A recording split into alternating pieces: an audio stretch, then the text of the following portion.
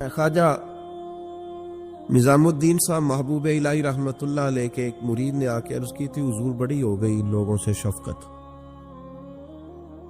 درگزر بڑا ہو گیا، اب جو ہمارے راستے میں کانٹے بچھائے گا نا، اٹ سٹ تے پکھڑا کوار گندل اسی اور بھی بوٹیاں جان لیں، اب جو ہمارے راستے میں کانٹے بچھائے گا ہم بھی اس کی راہ میں بچھائیں گے، اگر ہم گھر سے نہیں نکل سکتے تو نکلنے اسے بھی نہیں دیں گے، حضور آپ دیکھ لیں گے۔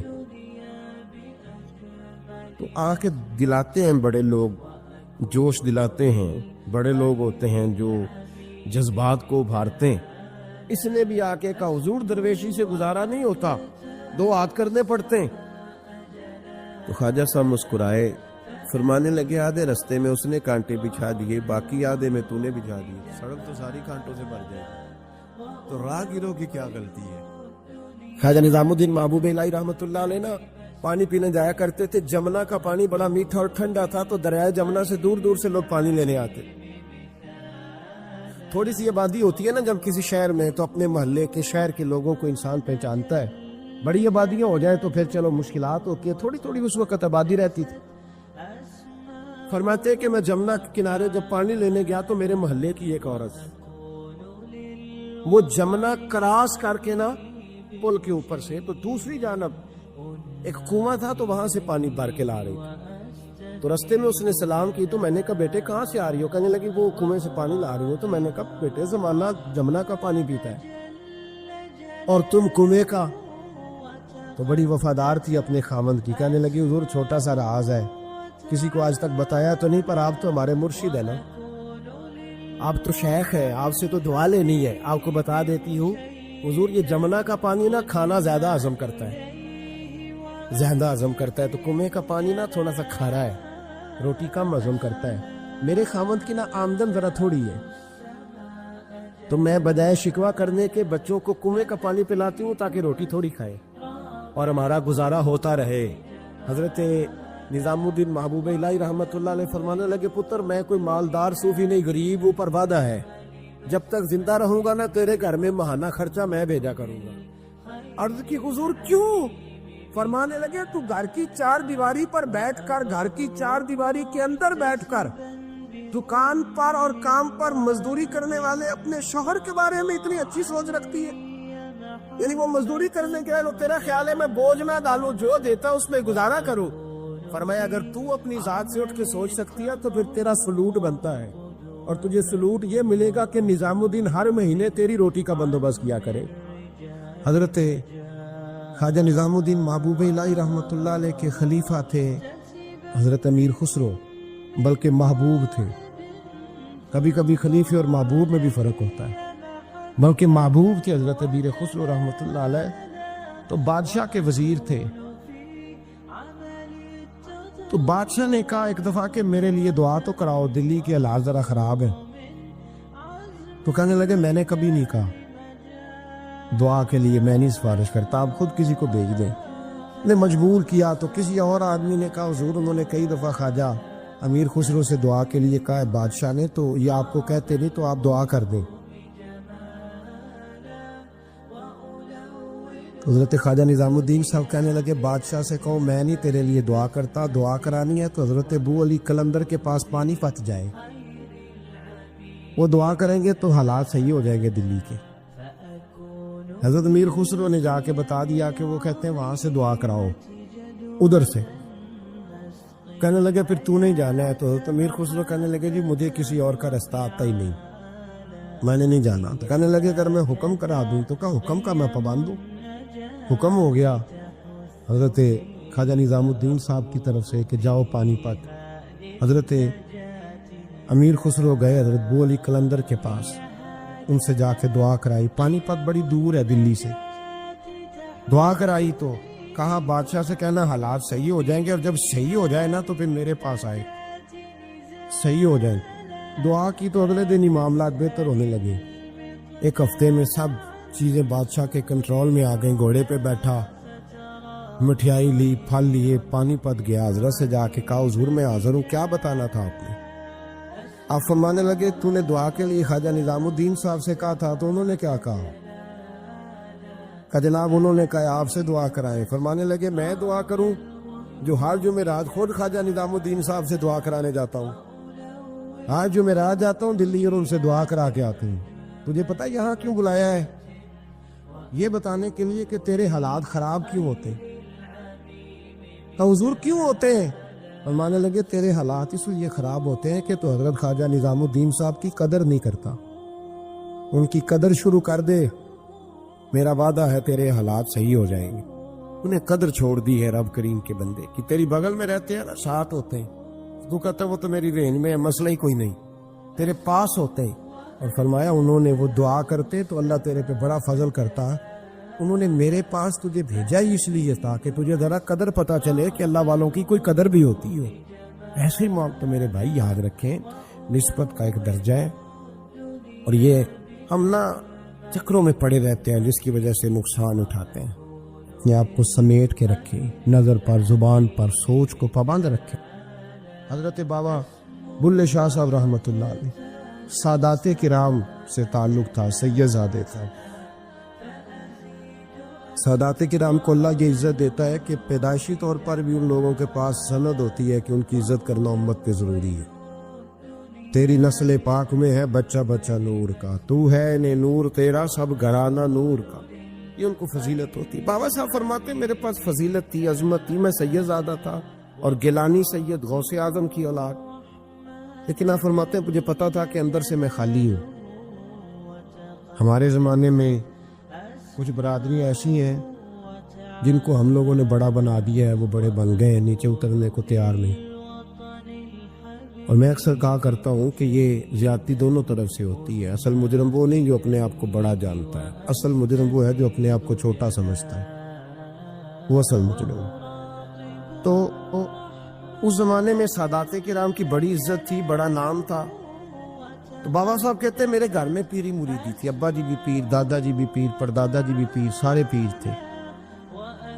لیکن میں جب اپنے دل پہ نظر ڈالتا تھا تو خالی تھا معاملہ, شے کوئی نہیں تھی پاس. ہاتھ چموا لینا, نذرانہ لے لینا بات ٹھیک ہے, لیکن نہ علم نہ معرفت, کوئی شے نہیں.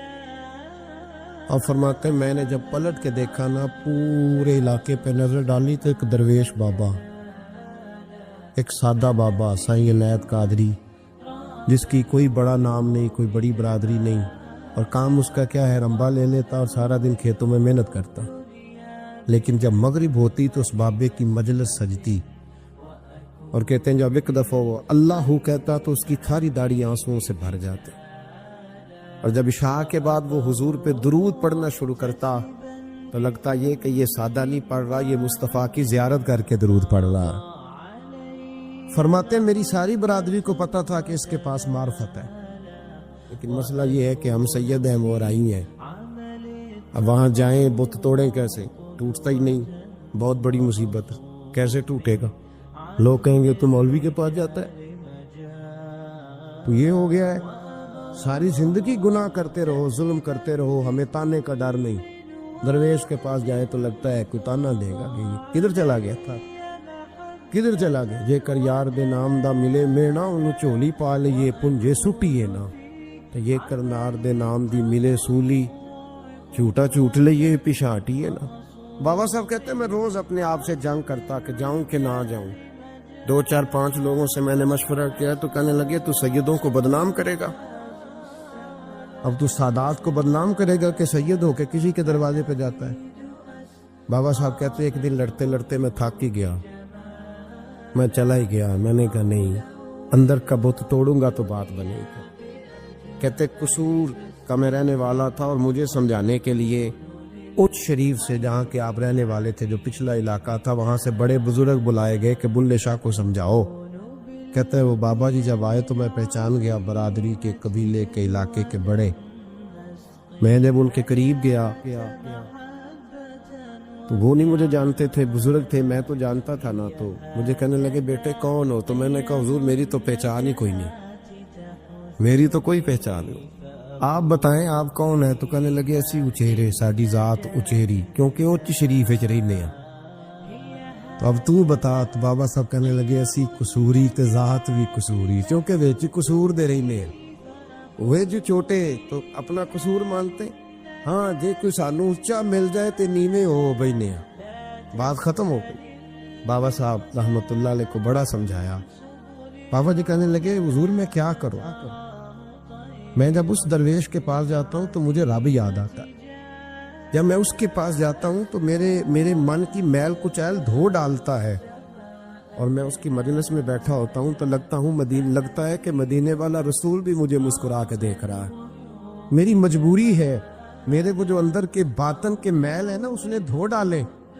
اور کہا حضور آپ تو کہتے ہیں اس کے پاس نہ جاؤ، میرا تن تو گھر میں ہوتا ہے، میرا من اسی کے پاس رہتا ہے، میں اسی کے ساتھ رہتا ہوں، اسی کے پاس بیٹھتا ہوں، اسی کے پاس ہوتا ہوں، اور میری کشش اتنی سخت ہے کہ اب میرا گزارا نہیں، اب اسی کے ساتھ جیڑا بلے نو سید آکھے ان دوزخ ملنے سزائیں۔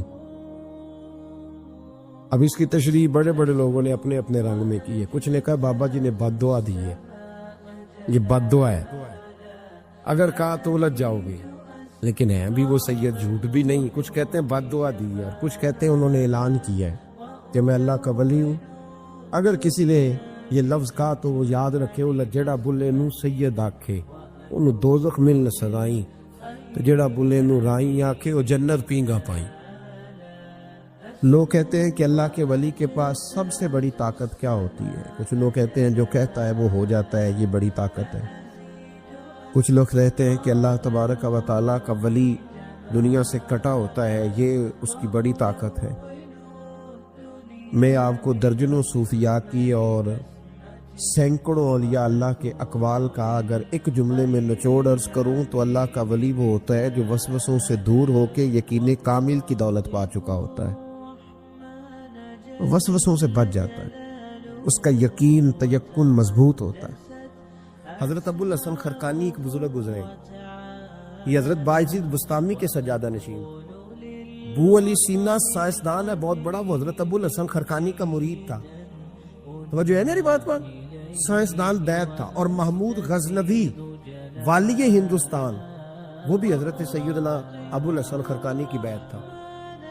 اتنے بڑے آدمی تھے، اپنا جبہ دیا محمود غزنوی کو، جب مشکل آئی تو دعا مانگنا آگے رکھ کے اللہ فتح دے دے گا۔ تو محمود کہتے ہیں جب سومناتھ کے مندر نہیں فتح ہو رہے تھے تو میں نے بابے کا جبہ سامنے رکھ کے دعا کی تو اللہ نے مجھے فتح دے دی۔ کہتے ہیں بابا جی رات خواب میں ملے تو کہنے لگے تو نے کیا قیمت ڈالی میرے جبے کی؟ ایک فتح۔ کہا حضور کیا مطلب؟ فرمانے لگے تو میرا جبہ سامنے رکھ کے دعا کرتا کہ یا اللہ ہندوستان کے سارے کافر مسلمان ہو جائیں تو اللہ نے توفیق ایمان دے دینی، یہ تو نے کیا دعا مانگی ہے؟ پر دامنی پہ شیخ ہماری نہ جائیے، ہم دامن میں چھوڑ دیں تو فرشتے وضو کریں، یہ کیا بات کر دی؟ ایک فتح۔ بہرحال بہت بڑے بابا جی تھے، لیکن ان کی زوجہ بڑی سخت مزاج تھی، سخت ڈاڈی عورت۔ ایک بندہ نا 3 مہینے کا سفر کر کے ان سے ملنے آیا، دروازے پہ دستک دی، اماں جی اندر سے بولی کون ہے دروازے پہ؟ وہ پہلی جھڑکی پہ ڈر گیا، اتنی سخت بات، کون ہے؟ کہا جی میں حضرت کا عقیدت مند ہوں، دور سے ملنے آیا ہوں۔ تو اماں کہنے لگی تو بھی فارغ ہے جس طرح وہ ہر کام سے فارغ ہے، کوئی کام نہیں تجھے بھی؟ تو میرے دل میں تو گھروندا تھا، بہت بڑا زاویہ، بڑا میں نے سکیچ بنایا ہوا تھا درویش کا، تو یہاں کیا ماحول ہے؟ بالکل ہی بدلا ہوا، جس بندے کا گھر ہی حال کوئی نہیں، تو باہر کیا ہوگا؟ فرماتے اماں نے سخت جملے کہے۔ میں نے کہا ہے کہاں؟ تو کہنے لگی وہ جنگل میں بیٹھا ہوگا 10-15 مرید لے کے، اللہ اللہ ہو رہی ہوگی، تو بھی چلا جا اور دروازہ نہ دوبارہ کھٹکھٹانا۔ کہتا ہے میں بڑے ناراض پریشان ہوا کہ یار یہ کیا منظر ہے، اتنی سخت ماحول گھر کے اندر حضرت کے، اور میں 3 مہینے کا سفر۔ چلو وہ پیری مریدی والا تو میرا ذہن بدل گیا سارا ہی، لیکن میں نے کہا چلو آیا ہوں تو زیارت تو کر لوں۔ کہتے میں نے جنگل کی طرف منہ کیا تو حضرت ابو الحسن شیر پہ بیٹھے تھے، اور شیر انہیں گھر چھوڑنے آ رہا ہے شیر پہ۔ فرماتے میرے اندر پھر بدگمانی آئی، میں نے دل میں سوچا، میں نے کہا دیکھو بابا جی سے بیوی تو قابو آتی نہیں، اور شیر پہ سواری کی ہوئی ہے۔ حضور کا فرمان ہے ترمذی میں، فرمایا اتقوا فراست المومن فإنہ ینظر بنور اللہ، مومن کی فراست سے ڈرو، یہ اللہ کے نور سے دیکھتا ہے۔ کہتے ہیں حضرت میرے دل کی بات جان گئے، اور سلام کے بعد فوراً پتہ کیا کہا؟ توجہ ہے میری بات پر؟ فرمانے لگے او میرے بھائی، میری بیوی پردے کی بڑی صاف ہے، بستر کی بڑی صاف ہے، وہ کھانا مجھے وقت پہ دیتی ہے، میرا خیال کرتی ہے زبان کی تلخ ہے. کئی دفعہ خود بھی اسے پریشانی ہوتی ہے کہ میں ایسے کیوں بولتا ہوں. میں نے اگر چھوڑ دی نا اسے کوئی نہیں رکھے گا, بیچاری رسوا ہو جائے گی, آخر میرے بچوں کی ماں ہے. اور پھر حضرت ابو الحسن نے جملہ کہا تو وہ شخص کہتا ہے میں چیخے مار کے رویا. فرمانے لگے یہ جو میں شیر پہ بیٹھا ہوں یہ وظیفوں کی وجہ سے نہیں بیٹھا, چلوں کی وجہ سے نہیں بیٹھا, یہ بیوی کی وجہ سے بیٹھا ہوں.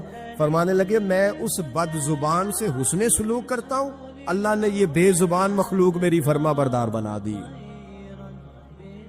حضرت فخر جہاں دہلوی رحمت اللہ علیہ ہزاروں لوگ عقیدت مند تھے. اب اتنے لوگ پیار کریں تو بادشاہ وقت پریشان ہو گیا. اس نے کہا یہ مولوی کہیں حکمران ہی نہ بن جائے. اس نے ایک طوائف کو 4 پیسے دیے کہ تو نے اداکاری کر دی. حضرت جامع مسجد کی سیڑھیوں سے اتر رہے تھے, ارد گرد عقیدت مند تھے, راش تھا. وہ بی بی بنی صبری آ گئی, سلام لی اور باتیں ایسے کرنے لگی جیسے بڑی پرانی جاننے والی. کیا حال ہے, وہ کمر کے درد کا کیا حال ہے. سارے مرید پکے نہیں ہوتے, کچھ کچے پکے بھی ہوتے. وہ پریشان ہو گئے کہ بابا اور اتنی واقفیت طوائف سے.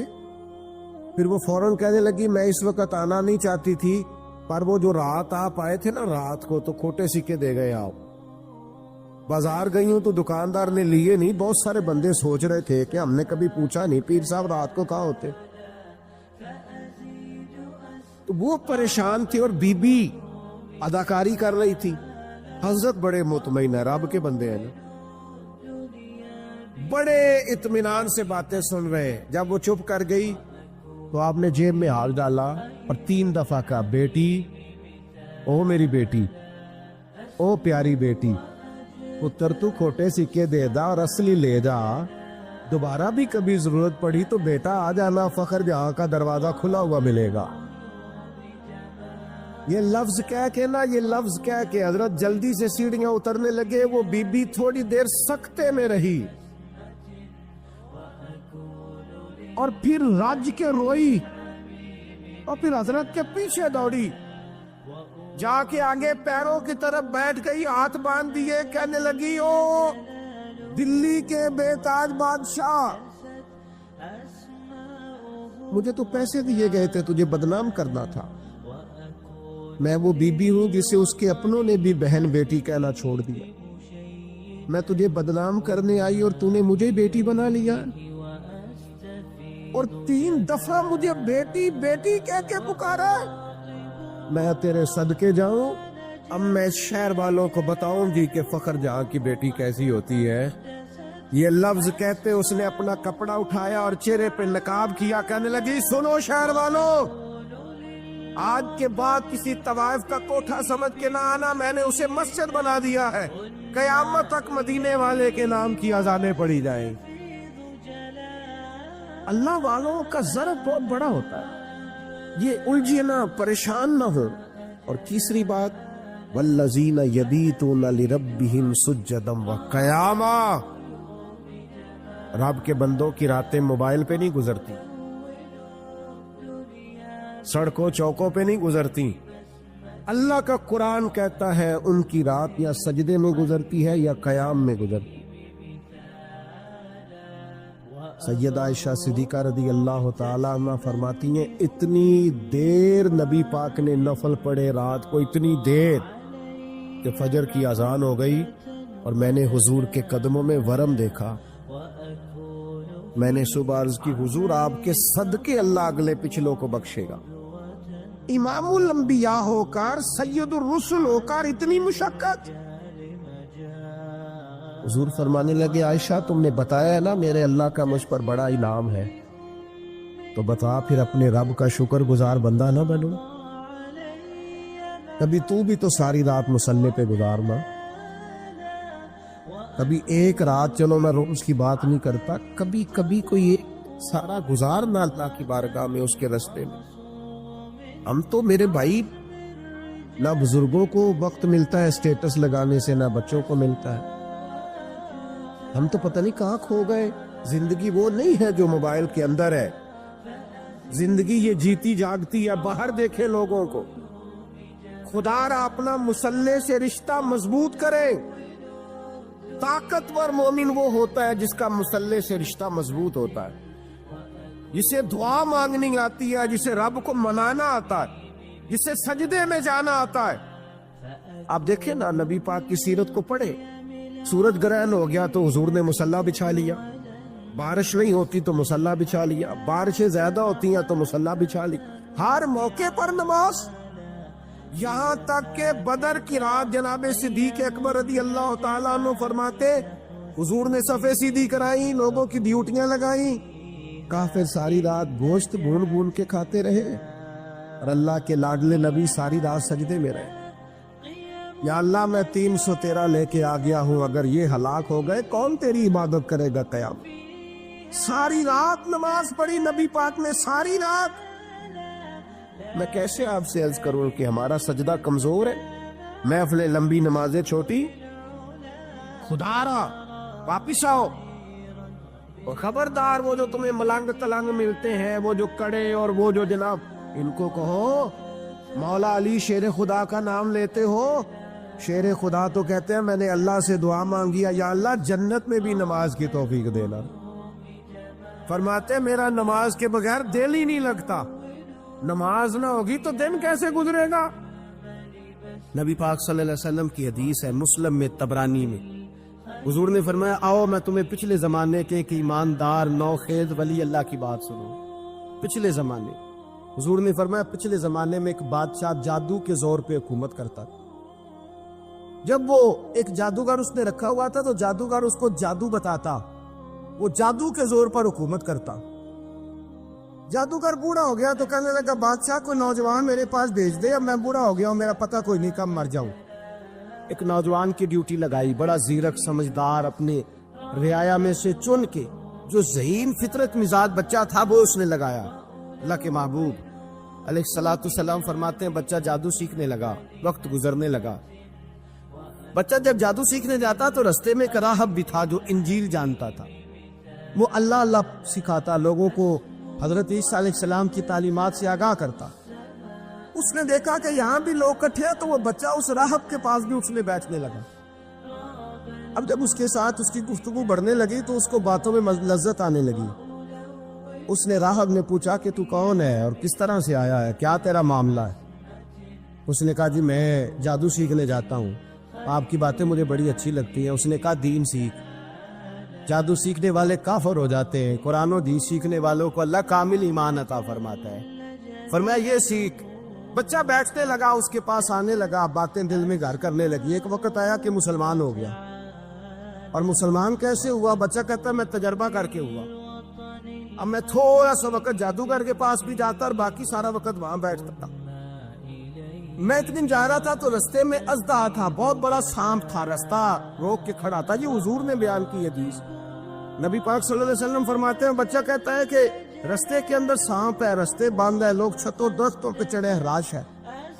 کہتے چھوٹا سا روڑا میں نے اٹھایا تو میں نے کہا اللہ اگر جادوگر سچا ہے تو اسے مار دے۔ چھوٹا سا روڑا میں نے پھینکا، اژدہا کوئی نہ مرا۔ پھر چھوٹا روڑا اٹھایا، میں نے کہا اللہ اگر وہ عالم سچا ہے تو اسے مار دے۔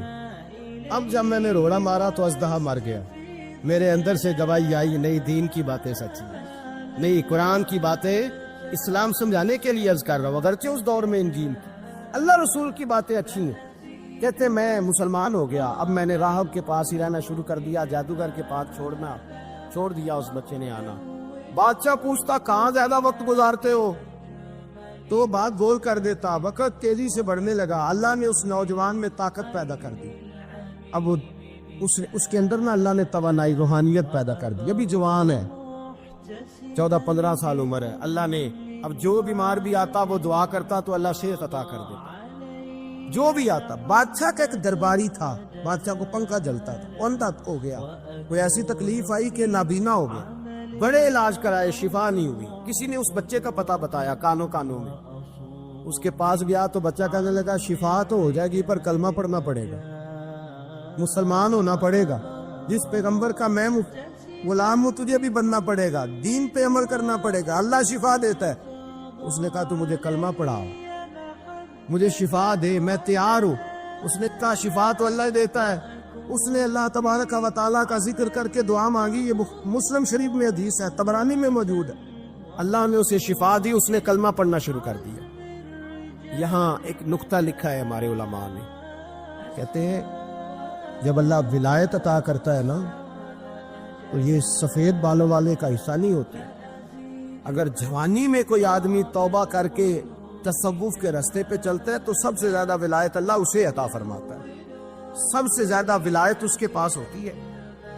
ابھی اس کے بال کالے ہیں، چڑھتی جوانی ہے، دعا کی تو اللہ نے، اور حدیث پاک میں موجود ہے، کوڑے آتے تو شفا یاب ہو جاتے، اندھے آتے تو شفا یاب، برس والے آتے تو اللہ سے دے، جوان ہے۔